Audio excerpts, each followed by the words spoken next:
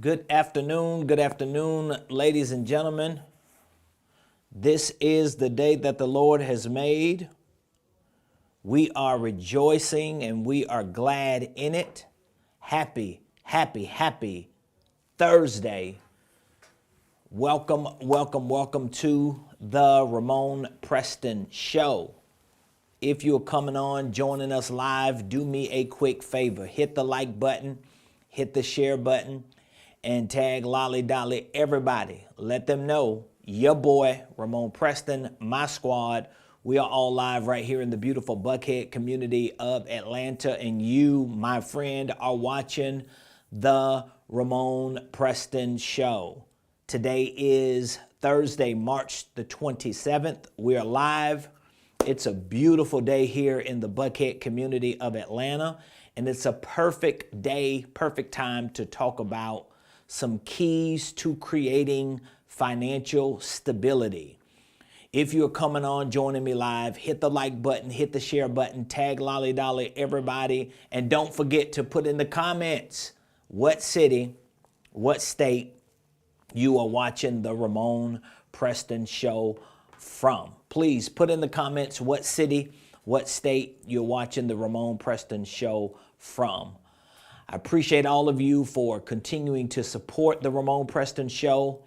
If you don't know, now you know. My name is Ramon Preston. Every Monday through Friday, 12 o'clock noon Eastern Standard Time, in the middle of a busy day like we do every day here, Monday through Friday, we show up here live and we take the time for about 30 minutes to just share information with you that we know can help you in your personal, your professional, in your financial life. No matter who you are, no matter where you are, no matter what it is that you've been through to get to who you are and to where you are, the potential for success is unprecedented.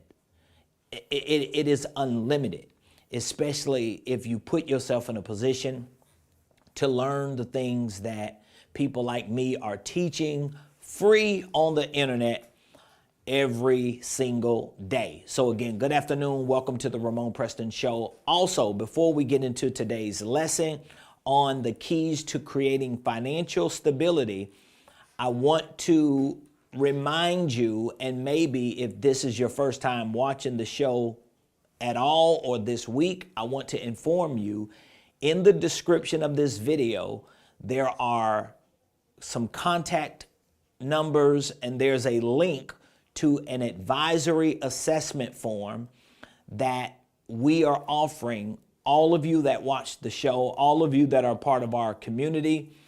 You can take advantage of a free financial, business, and or investment advisory session with me and with my team. So if you're interested in taking a few minutes to speaking with me and my team on your financial plans, your business plans, your investment plans, to get a little more clarity, maybe get some direction on what you need to do for the next few steps that you want to take moving forward, all you have to do is contact us from the numbers you see in the description, and or you can click that link, and that link is going to prompt you to an advisory assessment form. And this is a complimentary advisory service that we are extending and offering to our community, absolutely free, no cost to you. This is something special that we want to do through our private equity firm, RP Capital LLC. We have and we are continuing to experience some amazing, successful events in our private equity firm, with our partners, our investors, with our clients, and we want to share that knowledge. We want to share that advisory support with you as a member of our community. So again, you could take me up on that. Just click the link, complete that advisory assessment form, and one of my team members will reach out to you. So with that being said, today we want to talk about keys to creating financial stability. Okay? Keys to creating financial stability. Couple things I want to share before I give you these keys. The first thing is this. I wrote on the board behind me different profiles of different individuals, okay? Because a lot of times when I am talking about certain principles you can put to practice, when I'm talking about certain strategies you can implement, when I'm talking about certain keys that can be used to accomplish certain things, some people think it don't apply to them, but it applies to everybody. Whether you are an individual who works a W-2 job, that would be considered an employee.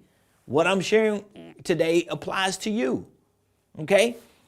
If you are a contractor, 1099 contractor, you're a network marketer, you're a real estate agent, you're an insurance agent, you're a broker, whatever it is that you do as a 1099, this applies to you.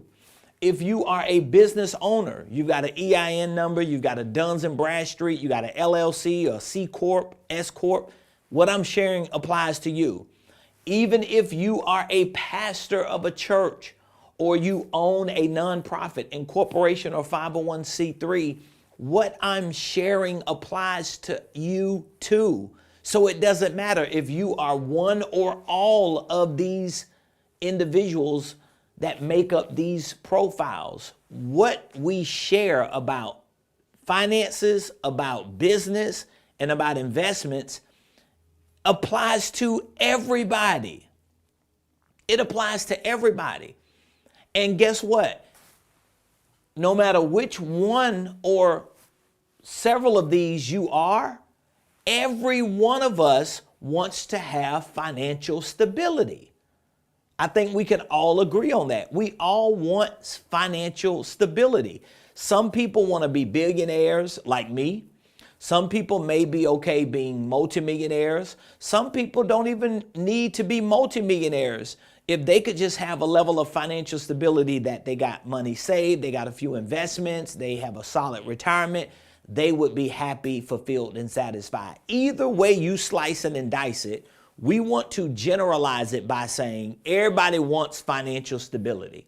Whether financial stability is $100,000 in a bank account or $1 billion of assets, we still want to focus in on financial stability. And every one of these individuals that I just represented here on this board would like to have it, and everyone needs it.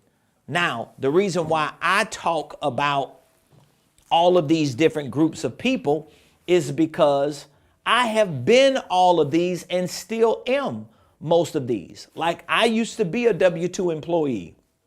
Even though I haven't worked a W-2 job in about 25 years, almost 25 years, but I know what it is to be a W-2 employee, okay? I was a 1099 contractor, and actually there are some things that I do today that are still considered 1099 contract work. I am a business owner. I own multiple businesses, divisions, and subsidiaries. I'm actually a pastor of a 501c3 incorporation, a church, a nonprofit. My wife and I, we have an entire church-controlled organization, okay? So I know how important it is for all of these individuals and all of the financial activities that represent these individuals. I know how important it is for there to be some level of financial stability. And here's what I've learned. Financial stability, in any area of these profiles, financial stability for W-2 employees, financial stability for 1099 contractors, financial stability for business owners, even financial stability for pastors, churches, and nonprofit organizations. Financial stability begins with people, ladies and gentlemen. It begins with people, okay? It begins with people. Now, I want you to stay with me because I'm going to be sharing with you some keys to creating financial stability. Keys to creating financial stability. Your financial stability cannot ultimately and inevitably depend on people. I want you to understand, it begins with people. But your financial stability at some point has to mature, it has to grow, and it has to become more dependent on assets than it does people. But it all begins with people. How do I know that? Well, in order for you to be an employee, a W-2 employee, guess what you need? You need people, because you need somebody who owns a business to give you a job. How do I know contracting requires people and depends on people? Because in order for you to do business as a network marketer, as a contractor, as a self-employed freelancer, anything you do is tied to people. Somebody's got to give you some work. Somebody's got to do business with you. As a owner of a business, you need clients, you need customers, you need people to sell products and services to. As a church and nonprofit, you need members, you need donors, you need sponsors, you need the community to support your endeavors. So the financial stability of any person or any business or organization, it all begins with people.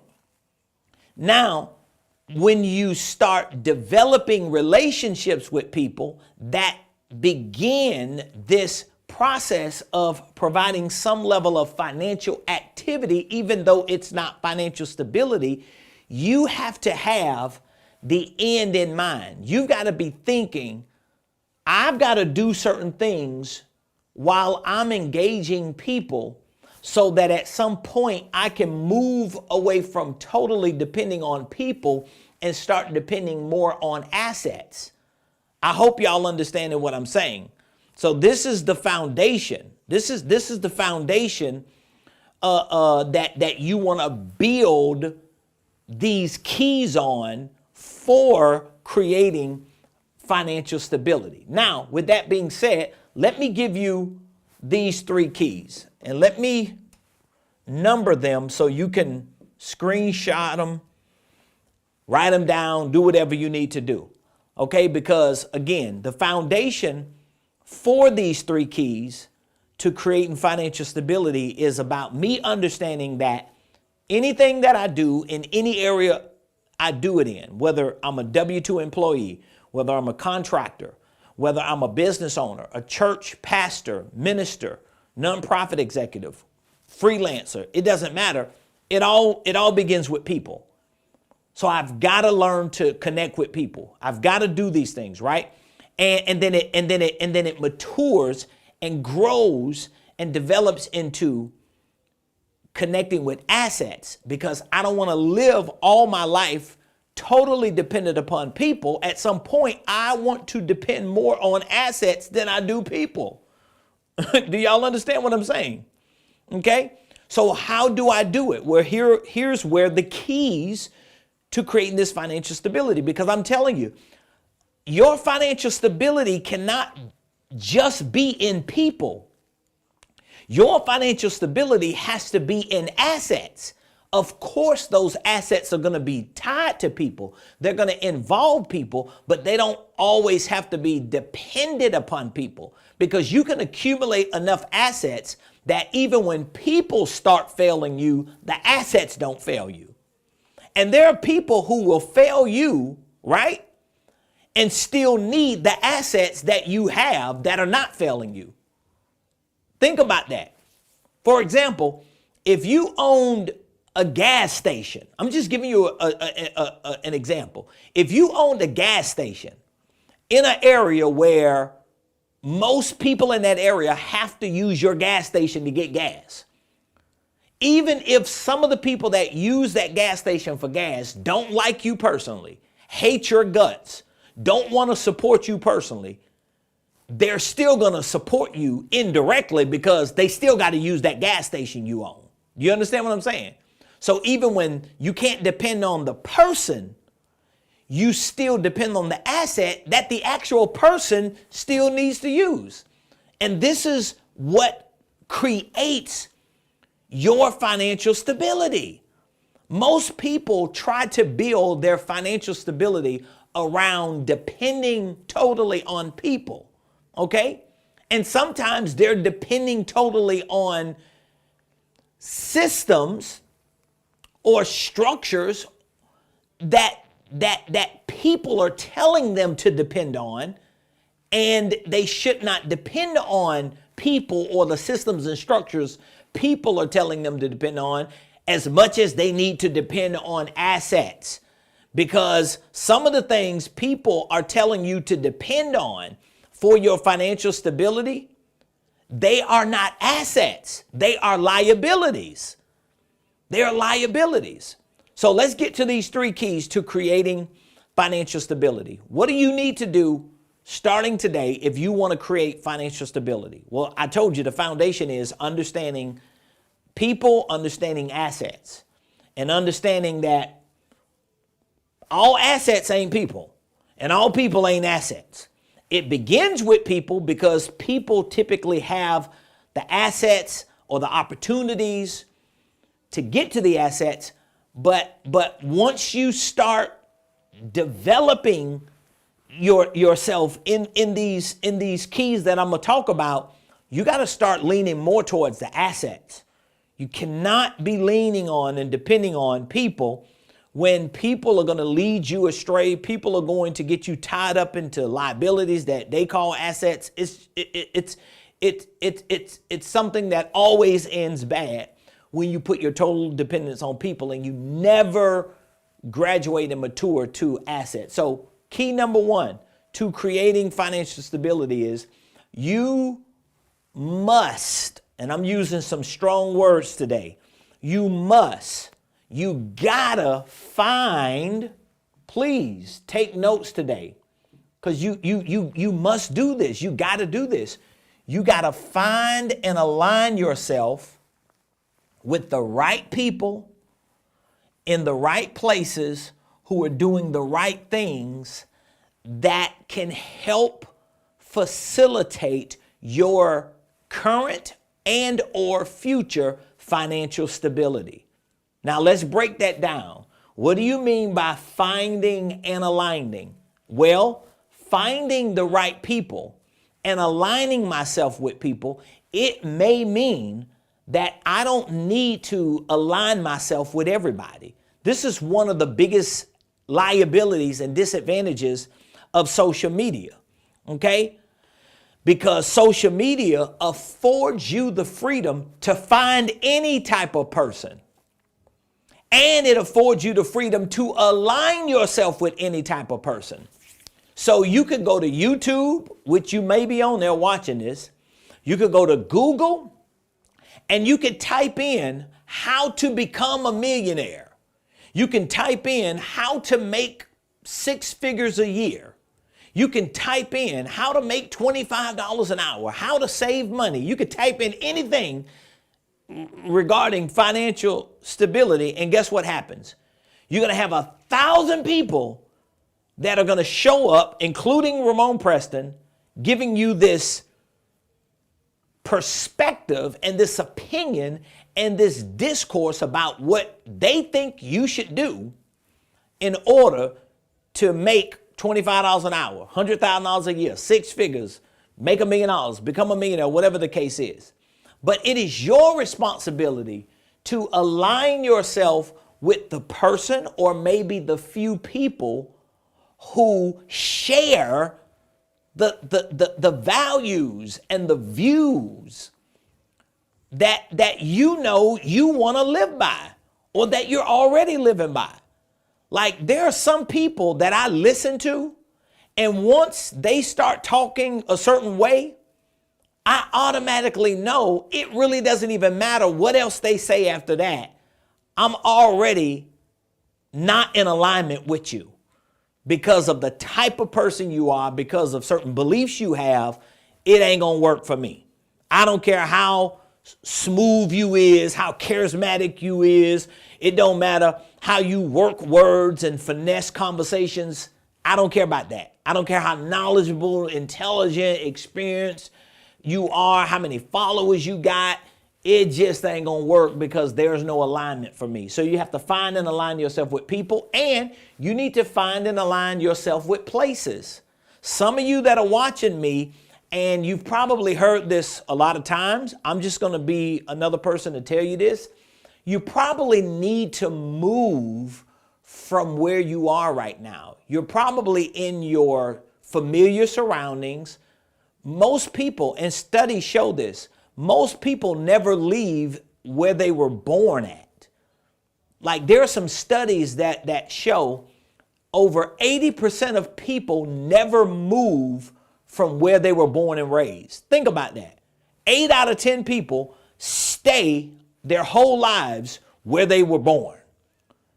And some of the 20% of the people that don't, they end up coming back after college or after traveling the world or going to certain places. But 8 out of 10 people typically stay where they were born and raised. They never leave their hometown, or maybe they move 20 miles north or 45 minutes south or maybe an hour east. But for the most part, they stay in the vicinity where they were born. And guess what? They never find and align themselves with places that challenge them to grow, that challenge them to become a different and better version for whatever the reason is. I was one of those people, okay? I'm not born and raised in Atlanta, Georgia. I'm not from here. But I knew I had to leave, like Abraham, where I was born and raised in order for me to live out these dreams that I had. For me, I knew it was going to take packing up my bags and moving from South Florida, hundreds of miles away, to Atlanta, Georgia, to a land, to a place with people I did not know. I only knew maybe a handful of people at the time. My wife, her family, that's it. Maybe 1 or 2 other people I met, my spiritual parents. Other than that, I didn't know nobody. But guess what? I did not care. I had nothing to lose. I needed to find and align myself with different people in different places doing different things. And again, we're talking about financial stability. We're talking about financial stability. If you don't do this, most likely you're never gonna gauge where you are against the potential for where you can be. Like I know some people, we used to use the terminology, some people are hood rich, okay? They hood rich. And what that means is you can have somebody in the hood that might have about 100 grand, not even 100 grand. They might have about 50 grand. They got them a little 3-bedroom, 2-bathroom house. They got 2 cars that's paid off, might have a motorcycle and a jet ski or whatever the situation is, right? I'm just randomly naming stuff. And everybody looking at them like they the next best thing since sliced bread because they hood rich. But if you take that same person and you put them in another ecosystem around different people in different places doing different things, that person who is hood rich will look like a scrub somewhere else. Totally. They'll look like a scrub somewhere else. Sometimes when my wife and I are doing real estate deals, whether we're buying and selling, fixing and flipping, whatever we're doing with real estate, sometimes me and my wife will be doing real estate deals, like literally owning real estate, selling real estate, owning real estate, selling it, wholesaling it, trading it, assigning it, just moving all this real estate, millions and millions of dollars of real estate. We be moving around, right? And sometimes I think to myself, I grew up in a house that probably wasn't even 1,000 square feet.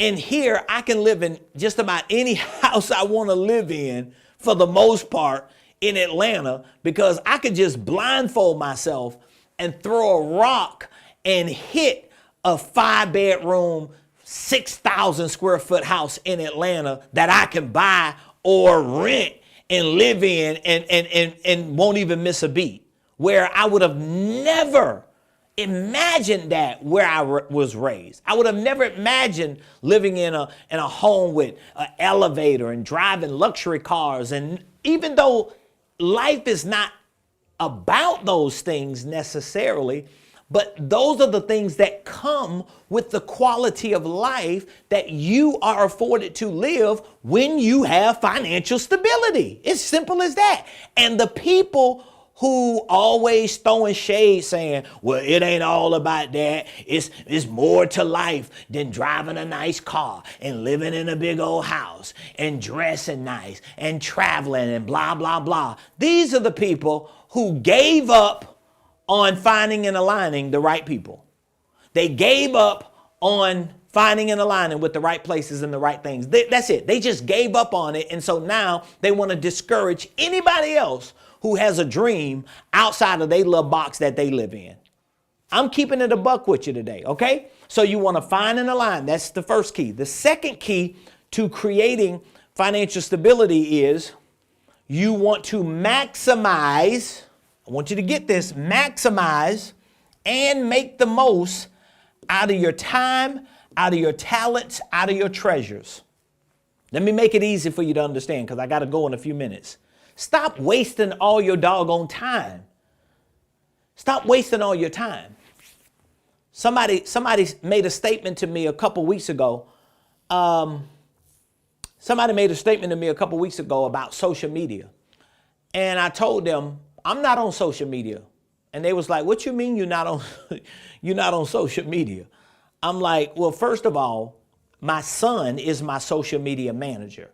So 95+% of the time, if you type in and talking to somebody on social media that you think is me, literally, you're talking to my son.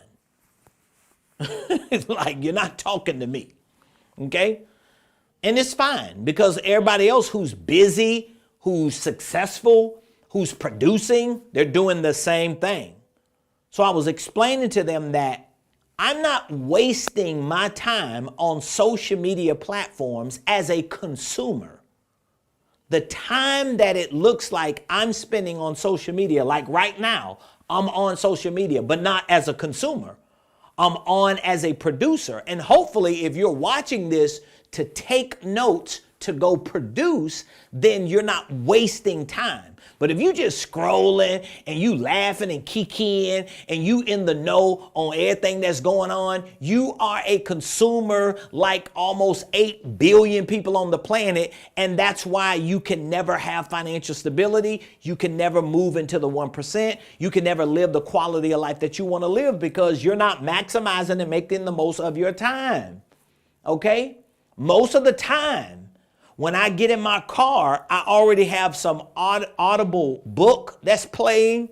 I have some course or training that I'm listening to because I want to maximize and make the most of my time, and I want to make the most and maximize my talents.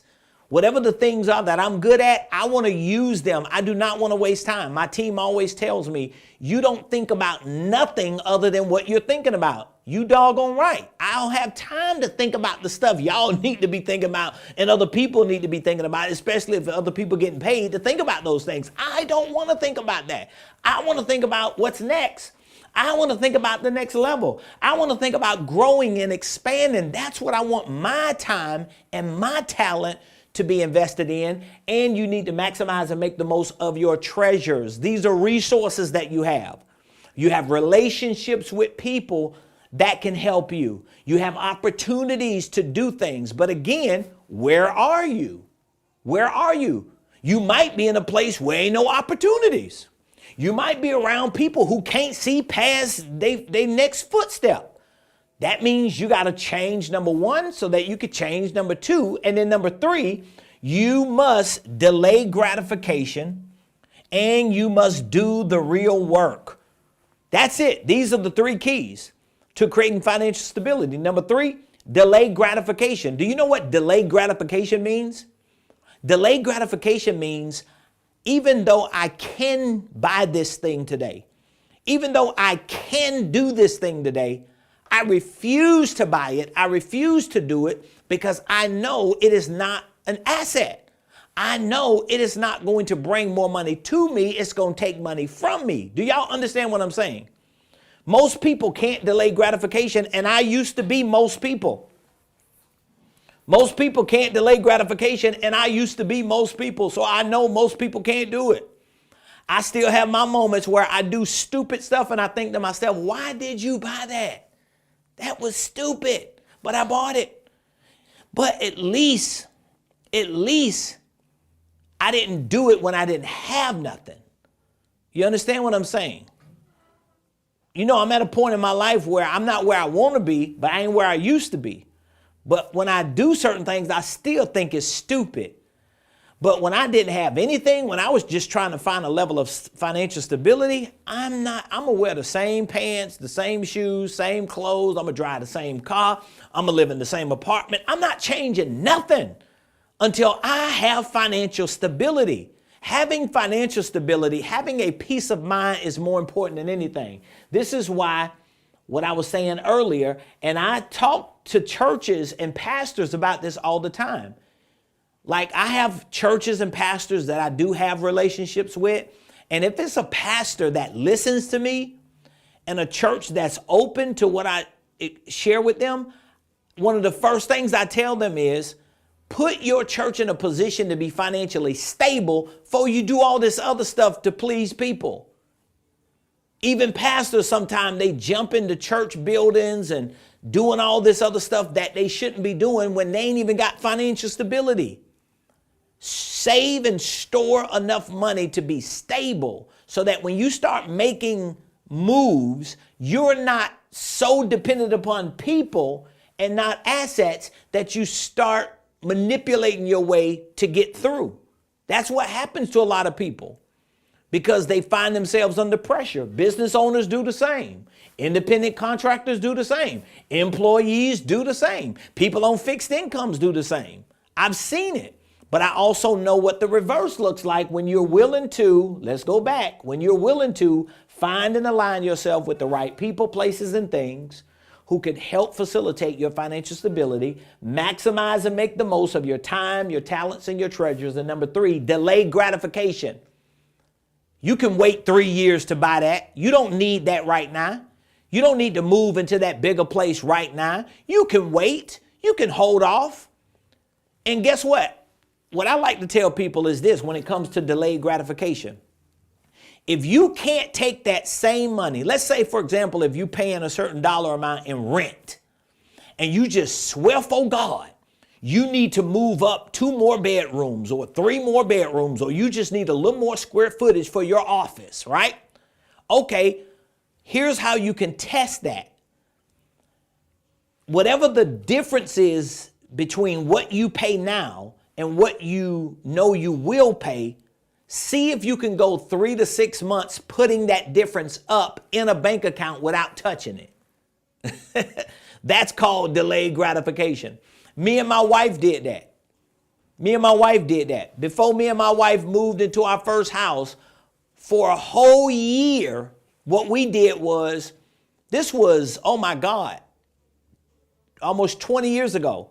What we did was, we were on a month-to-month lease in our apartment at the time. We was living in an apartment. We went to a month-to-month lease.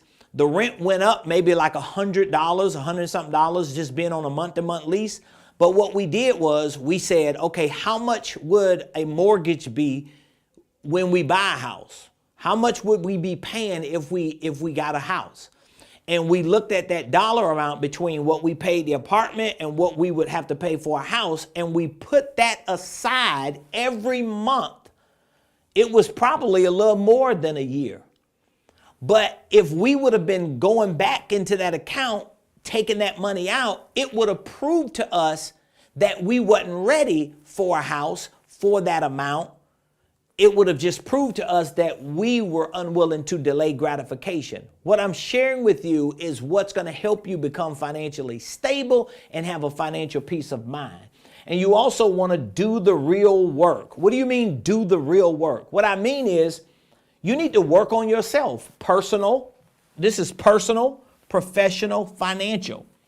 Work on yourself. Learn more. Become a better version of yourself personally, professionally, financially. If you still talking the same, thinking the same, doing the same things with the same information that you did 10 years ago, if you're doing what you did a month ago, you're not growing. You're not doing the real work. The real work is personal development, self-development, education, knowledge, training, building a muscle, a memory muscle, a mental muscle for what the next version of you needs to be. So I hope today's show was eye-opening. I hope it was inspiring to you. Again, in the description, there's a link to an advisory assessment form that my team and I, with RP Capital LLC, our private equity firm, we are extending a complimentary opportunity, a service to you, absolutely free. Just click the link, complete that advisory assessment form. On the form or inside the form, you can specifically tell us what area would you like help in, would you need support in, direction, advice in, whether it's finances, business, investments, or a little bit of all three. Fill that form, complete it, submit it. You can put a time and a date that works best for you. My team and I will reach back out to you, and we will share with you the things that have helped so many people create financial stability for themselves. So I appreciate you all. Thank you for joining the show. I look forward to having you back tomorrow. Same place, same time, 12 o'clock noon, right here on the Ramon Preston Show. Enjoy the rest of your Thursday.